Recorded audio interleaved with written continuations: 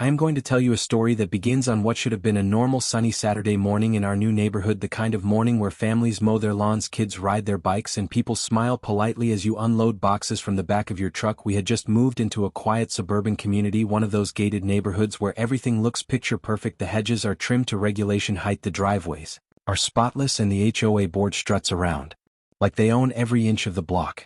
My wife was the one carrying the first boxes from the truck. She had on her favorite ball cap, a loose hoodie, and leggings. Nothing unusual about her at all. She looked like any normal woman helping move into her new home, except the truth was my wife had a past that nobody in this neighborhood could ever imagine, and if they did, it would shake their world to the core. But for now, she was just my wife, a woman trying to carry a few heavy boxes of kitchenware across the lawn. Now, if you have ever lived under an HOA, you know there is always that one person, that one self-appointed queen bee who thinks she runs the whole street. In our case, it was Karen, and yes, her name really was Karen. This woman had binoculars practically glued to her face. She was the type who wrote angry notes about trash cans being left out for 2 minutes too long, the type who knew the exact shade of beige that every garage door had to be painted in. She was out there on her porch the second she saw us unload the first box.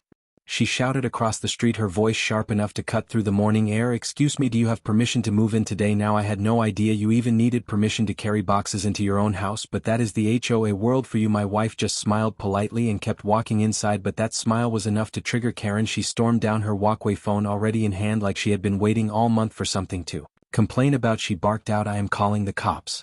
And she did it right there on her front lawn, dialing 911 like we had just robbed the place. My wife and I exchanged a look, one of those silent eye rolls couples do when they are dealing with something ridiculous, but Karen was dead serious. She gave the dispatcher some exaggerated nonsense about trespassers moving in illegally. She even described my wife like she was some kind of criminal, suspicious female, mid-30s, wearing a hoodie, possibly dangerous, carrying unknown packages. 15 minutes later, the familiar flash of red and blue lights rolled into the neighborhood, and 2 police cruisers came to a slow stop in front of our driveway. The entire block seemed to pause. Kids stopped riding bikes, sprinklers shut off, neighbors peeked through their blinds. It was like the climax of a soap opera. Everyone was waiting to see what would happen. Karen strutted up to the officers like she was the hero of the story, pointing at my wife, who, at that moment, was balancing a heavy box labeled dishes.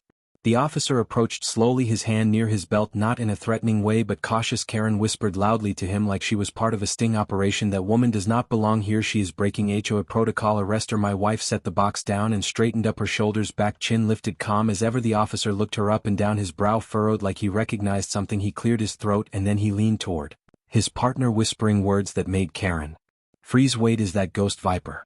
You could have heard a pin drop, because Karen expected the cops to slap cuffs on my wife, and instead the officer suddenly looked nervous, almost respectful. The name Ghost Viper was not something people threw around lightly. It was a name that lived in military legends, a code name from Black Ops missions that were classified beyond belief. It was the kind of name you only heard whispered among soldiers late at night, the kind of name that made enemies disappear before they even realized who they were facing.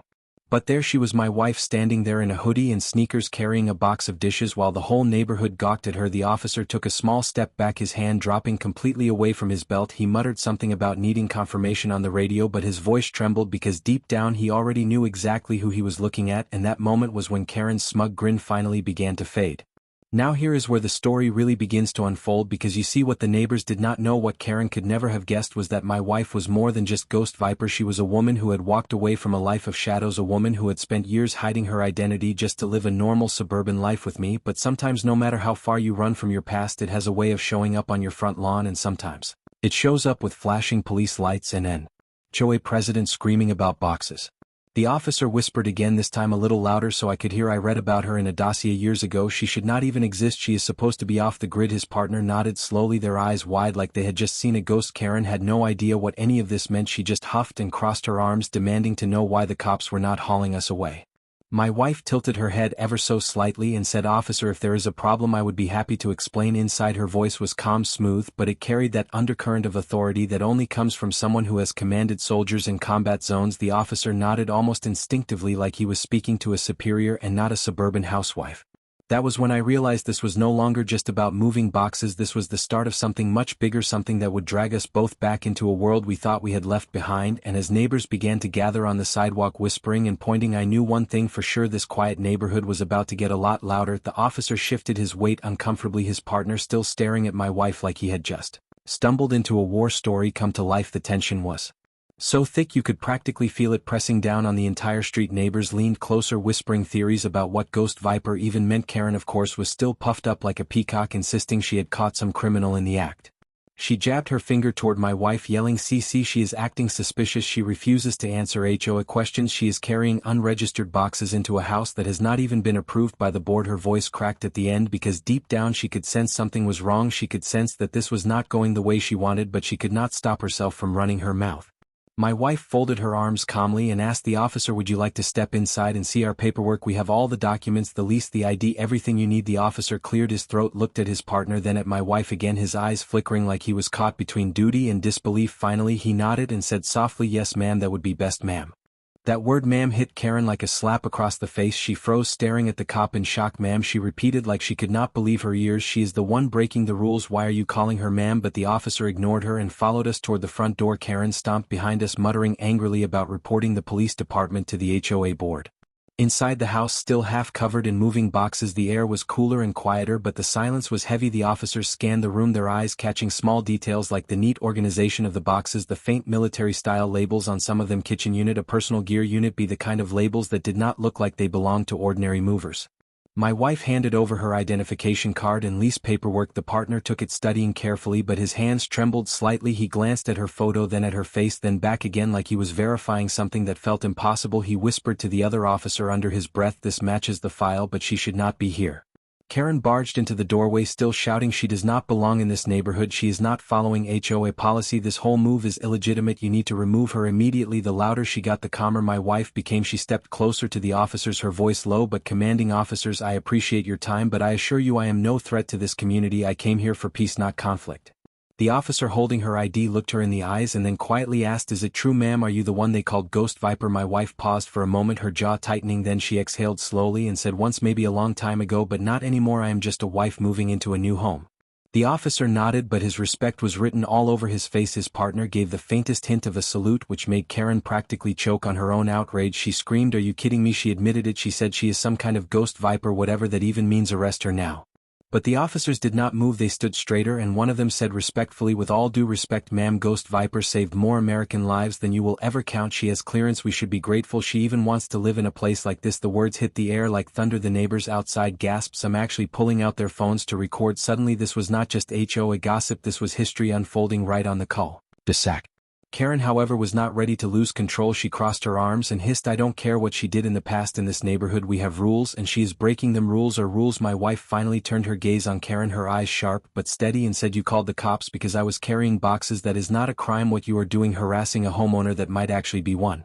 The officer stepped forward, his voice firm enough to silence Karen. "That is correct, ma'am. We see no violation of law here. If the HOA has concerns, they can bring it through civil channels, but as far as the police are concerned, there is no crime." The look on Karen's face was priceless. Her jaw dropped, her face turned red, she sputtered like an engine that would not start, but before she could recover, my wife walked calmly back to the truck, picked up another heavy box and carried it inside as if nothing had happened. The cops gave me a subtle nod of respect as they headed back to their cruiser, and that was when one of them said quietly, "Just a word of advice, keep a low profile, ma'am. Not everyone would be as understanding if they knew who you really were." My wife gave the faintest smile and replied, "Thank you, officer, I plan to." When the cruisers pulled away, the neighborhood buzzed like a hive shaken from its nest. Everyone was whispering, "Ghost Viper, did you hear that? She used to be Ghost Viper. No way, that can't be real." One older veteran neighbor actually stood straighter, his hand trembling slightly like he was remembering old stories. He muttered under his breath, "I served with guys who talked about her. She was like a ghost. Nobody saw her coming." Karen, of course, could not handle the humiliation. She stormed back to her house, slamming the door so hard it rattled the porch, but even then you could see her blinds twitching. She was not done with us, not by a long shot. The rest of that day, neighbors tried to sneak over with cookies and excuses just to get a closer look at my wife. They acted friendly, but you could see it in their eyes, curiosity mixed with fear. Who was this woman really, and why was she here in their picture-perfect HOA? That night, as we unpacked boxes, my wife moved with that same precision. She had always carried everything in neat, calculated motions. The way she stacked dishes, the way she checked every window before turning in for the night. I knew she was calm on the surface, but underneath she was already preparing, because when you have lived a life like hers, you know trouble always comes back. Sure enough, around midnight there was a knock at the door, not loud, not frantic, just a slow, deliberate knock. I tensed up. My wife motioned for me to stay back. She opened the door just a crack, and there, standing in the shadows, was a man I had never seen before, tall, broad shoulders, wearing a plain ball cap. His voice was low but firm. "Ghost Viper, we need to talk." The man at the door stood tall, his hat shadowing his eyes, but his presence alone carried weight. The kind of weight you do not mistake for anything ordinary. My wife did not flinch, she simply studied him for a moment, then opened the door wider. "Come in," she said calmly, like she had been expecting him all along. I stayed back watching quietly, my heart pounding though I tried not to show it. The stranger stepped inside, slowly scanning the room, his eyes sharp as if mapping every exit, every shadow, every detail. He finally removed his hat, revealing a face carved by years of service, the kind of face that carried scars you could not see. He looked at my wife with a mixture of respect and urgency and said, "We have been trying to find you, Ghost Viper." She cut him off sharply. "I told you I am done with that life, you should not be here." The man ignored her protest and lowered his voice. "Something is coming, and they know where you are." The words sent a chill down my spine. He turned briefly to me, giving a nod like he acknowledged I existed but made it clear I was not the one this conversation was meant for. My wife tightened her jaw, then asked, "Who knows?" The man glanced toward the curtained window and said, "Everyone who should not."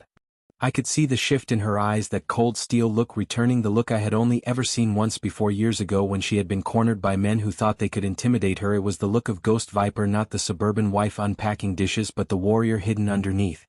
She motioned toward the back of the house where I followed reluctantly. She pulled out a small metal case from one of the moving boxes, opened it, and inside lay neatly packed equipment, not weapons exactly but gear, the kind of tactical tools that told me everything I needed to know. She had never truly left that world, she had only hidden it. The man continued speaking, "There are people watching you already. The HOA was just a distraction. That Karen woman may not realize it, but she played right into their hands. The cops arriving that quickly was no coincidence. It was meant to expose you." My wife exhaled heavily and said, "Then we do what we always do, we handle it." At that moment the sound of tires crunching on the street outside broke through the tension. I peered through the blinds and saw two dark vehicles idling near Karen's house, headlights off but engines running. Karen herself was peeking nervously from behind her curtain, clearly still obsessed, but this time she had no idea she was caught in something far bigger than her HOA drama. My wife straightened her shoulders, turned to me and spoke firmly, "Stay behind me no matter what happens." I wanted to argue, but the look in her eyes told me resistance was pointless. This was her world and I was about to witness it firsthand. The stranger checked his watch and muttered, "They are early." Within seconds the first knock rattled the front door, but this was not like before. This was not a polite knock, this was deliberate, heavy and dangerous. My wife motioned for silence, then opened the door just enough to see three figures in plain dark clothing standing on the porch. They were not neighbors, they were not police, they were professionals. The tallest one spoke, his voice clipped and cold. "We are here for Ghost Viper. Hand her over and nobody gets hurt." My wife did not even blink. She stepped forward into the doorway and said, "You came to the wrong house." The next moments unfolded like something out of a movie. The intruders tried to push in, but my wife moved with precision, faster than my eyes could follow. She disarmed the first man in a single motion, using nothing but his own momentum. The second lunged, but she sidestepped, grabbing his wrist and sending him sprawling onto the floor. The third froze, realizing too late that they had walked straight into the lair of the very woman they were hunting. The stranger who had come to warn us drew closer, ready to engage, but honestly he barely had to. My wife handled them like she was swatting flies. She stood over them, calm, breathing steady, her hoodie still pulled low over her eyes. She looked every bit the legend they whispered about, Ghost Viper. Karen from across the street screamed when she saw the scuffle through her blinds. She ran outside in her robe yelling, "Police, police, there is violence happening." The irony being that this time she was actually calling for real trouble, but the cops were already on the way. Backup units alerted by the silent panic button one of the intruders had triggered before being taken down. When the cruisers arrived, sirens blaring, the scene was chaos. Three men pinned on our porch, Karen wailing in the street, and my wife standing tall like a storm had just passed through and she had been the eye of it. The same officers from earlier leapt out, weapons drawn, until they realized who was standing in the doorway. One lowered his gun, immediately muttering, "Ghost Viper, ma'am."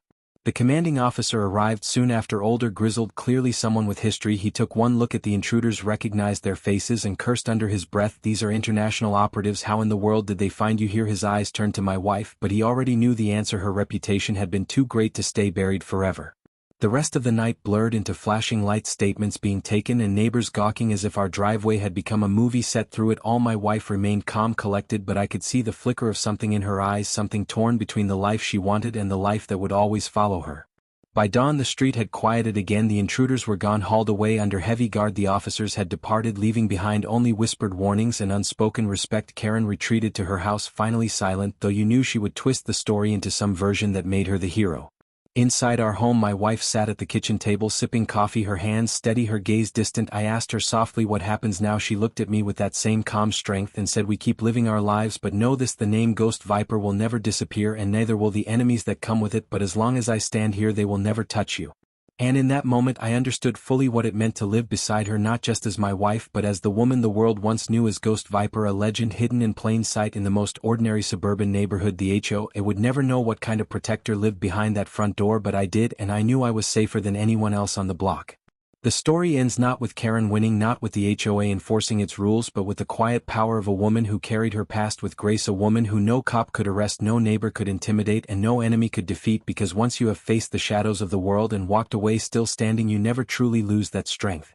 So when you see a woman carrying boxes into a new house, when you see neighbors gossip and point, when you hear the shrill voice of a Karen calling for control, remember this: sometimes the quietest figure on the block carries the loudest history, and sometimes the legend they whisper about is standing right in front of you, disguised as nothing more than someone moving into a new home. That was the day the HOA learned the hard way that Ghost Viper was more than just a name. She was a force, one they would never forget, and that's how the whole neighborhood found out the truth about Ghost Viper. If you want to see how this story unfolds even further, don't forget to hit that like button, drop a comment below, and subscribe for more unbelievable HOA stories just like this one. Because trust me, the drama has only just begun.